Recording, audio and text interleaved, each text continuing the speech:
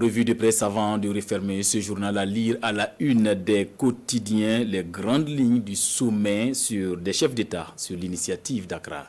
Lecture croisée des journaux avec Sekou Zango. Les pays membres de l'initiative d'Accra décident de la mise en place d'une force conjointe pour lutter contre les groupes armés terroristes. C'est une décision prise au cours d'un sommet des chefs d'État tenu à Accra le 22 novembre dernier. Une décision relayée et commentée par les journaux.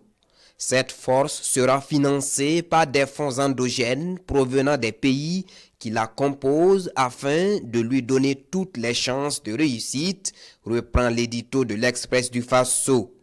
Une décision qui pourrait éviter que cette force ne soit subjuguée à des desiderata de bailleurs de fonds qui pourraient la détourner de ses objectifs. C'est en tout cas la vision défendue par le Burkina à cette conférence des pays membres de l'initiative d'Accra.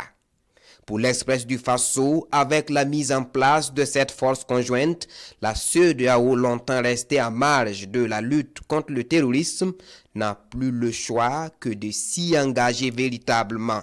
Audriane Kani d'insister, les pays de la sous-région ne peuvent continuer de faire semblant face au péril terroriste, car aucun pays n'est et ne sera épargné.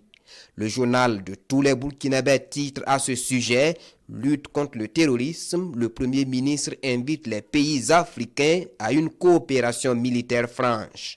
Mais attention, remarque aujourd'hui au Faso, le cas du G5 Sahel incite à la prudence et c'est d'ailleurs l'avis exprimé par le chef du gouvernement, Apollinaire Kielem de Tambela, à ce sommet des chefs d'État sur l'initiative d'Accra.